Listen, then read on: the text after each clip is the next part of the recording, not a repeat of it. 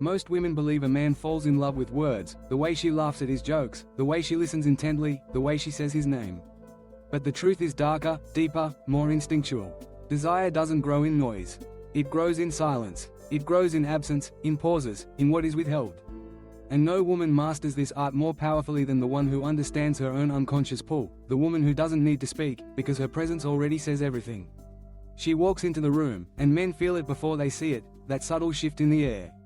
She does not perform. She does not decorate herself for validation. She simply exists, calm, whole, unhurried. This is not the silence of submission, this is the silence of power. The kind that makes a man aware of his own fragmentation. The kind that confronts him with what he's been chasing, but never understanding. Carl Jung once wrote that, the meeting of two personalities is like the contact of two chemical substances. If there is any reaction, both are transformed. But what if the transformation is triggered not by action, but by restraint? You, who are watching this, have you ever felt a man lean in closer the moment you pulled away slightly? Have you noticed his gaze sharpening when you stopped explaining yourself, when your silence began asking questions his ego wasn't ready to answer? This isn't manipulation. It is the echo of something older than language, a silent gravity that tugs at a man's archetypal yearning. A yearning not just for a woman, but for the feminine mystery itself. In the first silence, she withholds her chaos. Not by being still, but by not unleashing the emotional storms he subconsciously expects. Many men are addicted to emotional drama, not because they enjoy it, but because it reassures them they're important. When a woman instead responds with calm detachment, she removes the mirror he uses to see himself. And suddenly, he is unmoored. This unnerves him. She should have reacted. She should have explained, protested, chased. But she didn't. And in that space, the silence where his ego goes unheard, he hears something terrifying, his own emptiness. Jung spoke of the anima, the feminine image that lives in a man's unconscious, shaping what he loves, what he fears, what he cannot name. When a woman becomes too available, too eager to define herself for him, she stops being the anima, and becomes the mother, the sister, the caretaker. Predictable, safe, boring. But when she steps back, cloaked in silence, when she allows him to wonder, to ache, to imagine, she becomes mythic again. Not a woman he understands, but a symbol he cannot possess. And men desire what they cannot define. The second silence, it lives in her gaze. She doesn't look at him like he's the center of her world. She doesn't seek approval in his eyes. Instead, she looks through him. Not dismissively, but as though she sees something beyond him. Something he hasn't yet discovered in himself. That stare, calm, unbothered, unhungry, rattles his soul. Because it's not flirtation, it's a spiritual challenge. It asks, are you the man you claim to be? And here's the secret, most men are not. Most men are wounded boys wearing masks of confidence. And when they meet a woman whose silence sees past the mask, they either retreat, or begin the slow, painful climb toward becoming worthy of her respect. Because her silence is not empty. It is full of mirrors. And finally, the third silence, it's the way she leaves. Not slamming doors, not dramatic exits, but gentle disappearing. She removes her energy the way a flame withdraws from a match, quietly, without spectacle. One day she's there, and then she isn't. No warnings, no explanations, just absence. And suddenly, the man feels cold. Not because she punished him, but because he forgot how much light she brought until it was gone. The woman who understands these silences doesn't control men. She awakens them, not through seduction, but through reflection. Her power is not in what she gives, but in what she doesn't. And the man, caught in that space between presence and loss, begins to spiral. Because he has touched something divine, and now he cannot unsee it. He doesn't chase her because she's beautiful. He chases her because she left something inside him unfinished. A question without an answer. A mirror with no reflection. She is not loud. She doesn't scream for attention. But her absence echoes louder than another woman's words ever could. And that is the essence of feminine power in its purest form, not noise, but resonance. Carl Jung wrote that, the most terrifying thing is to accept oneself completely.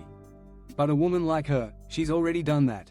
She has met her shadow, sat with her shame, stared down the gaping silence of abandonment and said, I will not vanish here.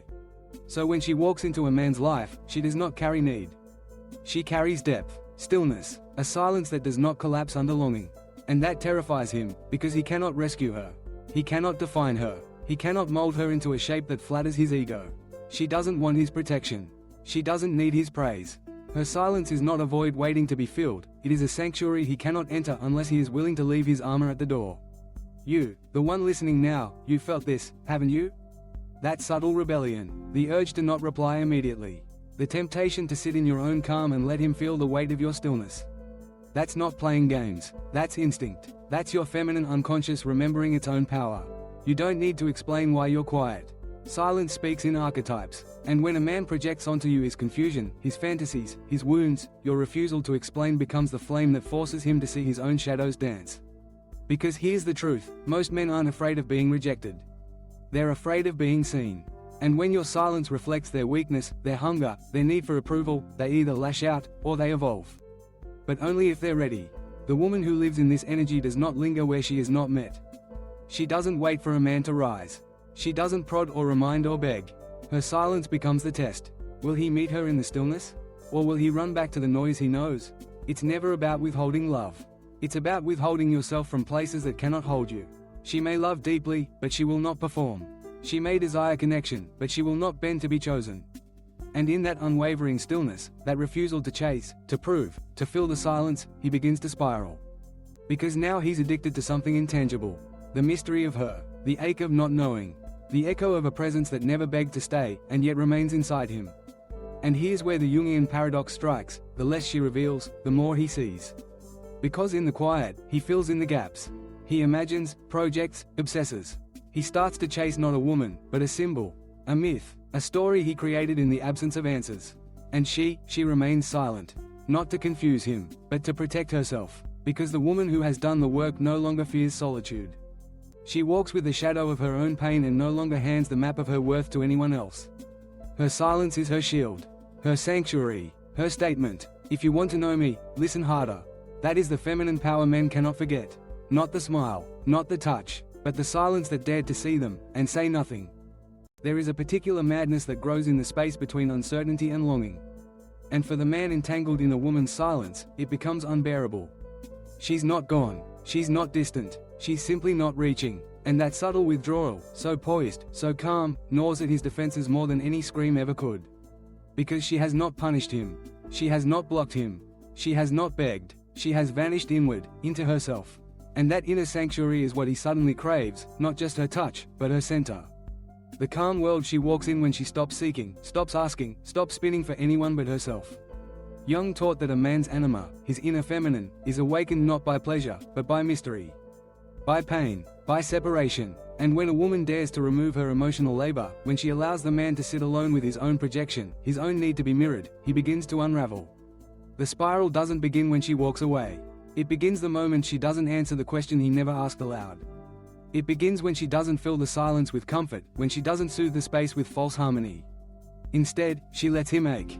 And this, paradoxically, is when the feminine becomes unforgettable, not in presence, but in absence. Because her silence isn't cold. It's clarifying. It becomes the black mirror in which he sees the truth, that his desire was never about conquest. It was about returning to something sacred. But sacred things cannot be claimed by force. They must be invited, and earned. You've seen this in your own life. The woman who no longer chases the text. Who doesn't fill the void with nervous chatter.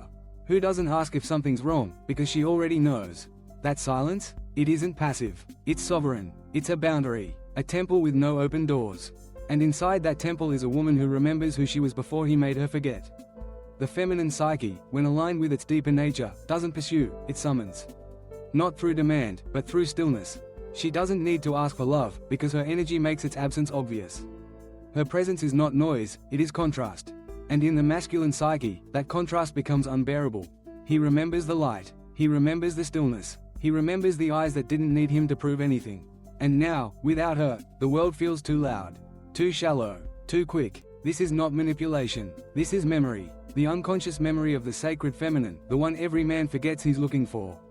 Not the perfect woman, not the submissive one, the silent force, the one who simply is, and in her being, unsettles every man who hasn't yet met himself. And still, she says nothing. Because silence is not absence. It is presence with discernment. The woman who withholds her words is not playing hard to get. She is resting in her worth. She has nothing to prove. She has already returned to herself. He may spiral. He may reach out. He may plead for closure, for clarity, for contact. But she does not explain why she stopped speaking. She doesn't unravel her silence just to soothe his confusion. Because her silence is not a question. It is an answer.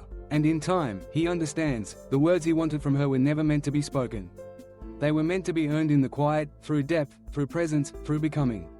There is a turning point, always, in the story of a man and a silent woman. A moment when the silence becomes unbearable, not because it is cruel, but because it is true. In that moment, he realizes her silence is not a punishment. It is a reflection, a still lake, mirroring back everything he tried to bury. Her stillness reveals what his ego blurred, that he was never ready for depth, only for control. That he sought validation, not vulnerability. That he craved a woman's attention, not her essence. And now, in the absence of her words, he hears his own emptiness echoing louder than ever. This is where the anima wounds him. Not with rejection, but with recognition. She shows him what he projected, and then withdraws, leaving him face to face with himself. That's the alchemy Jung spoke of. The wound becomes the path. The pain becomes the mirror. Her silence becomes the teacher. She does not return to rescue him. She does not speak to soothe his unraveling. She remains quiet, because she knows, if he can't survive her silence, he was never meant to hold her soul. And yet, in that agony, something begins to shift in him. Slowly, subtly, like a fever breaking in the dark. He starts to listen, not to her voice, but to the spaces she once held. The way she never begged. The way her eyes pierced without judgment. The way her energy filled the room, then left, like air escaping from a cracked window. He begins to sit longer with his own thoughts. To question his instincts to control, to explain, to interrupt. He replays the last time she looked at him, that final, unreadable glance, and wonders if perhaps she already knew this ending would come. Because a woman like her always knows. She sees the ending long before the man sees the beginning. And still, she gives him a chance. One chance, to meet her in stillness. Most don't, but a few do. And that's when something extraordinary happens. He no longer chases the fantasy. He no longer pleads for her to speak, to define, to forgive. Instead, he steps into the silence himself. Not as a weapon, not as a tactic, but as a practice. He begins to detach from needing her to carry the emotional weight. He begins to regulate his own chaos. He begins to understand that love without reverence is just possession in disguise. This is what the silent woman offers, not comfort, but transformation. And only the man who can stay in that sacred discomfort without forcing resolution becomes worthy of what she guarded all along, her truth. Not the curated version, not the soft, palatable surface, but the raw, untamed, divine essence of her being. She will not offer it to the impatient. She will not explain it to the unready. Because her silence is not a wall. It is a veil, and only those willing to surrender the ego, to walk into the unknown without needing to dominate it, will ever see what lies beyond. And so the story turns. Not because she changes, but because he finally hears what her silence was saying all along, become the man who doesn't need me to speak in order to feel me. And when he finally does, when he sits in the stillness she once held and finds himself breathing without panic, existing without her validation, something in him cracks, and then settles. The spiral slows, the ache remains, but it sharpens into awareness, not desperation. And it is there, in the ache, that he finally sees her not as a ghost he longs to chase, but as a mirror of his own untended depth. Because she was never trying to vanish. She was waiting to see if he could walk through the storm of projection and emerge on the other side, whole.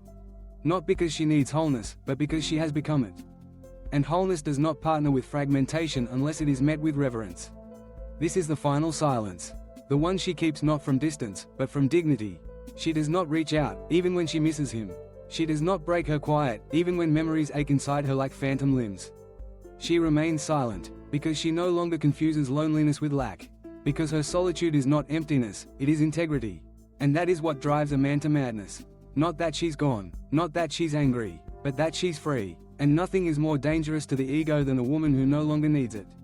She has entered the realm of the archetypal feminine. The woman who chooses herself first. The one who has felt the sting of abandonment and still dares to sit with her heart unguarded. The one who no longer rushes to fill silences that weren't hers to carry.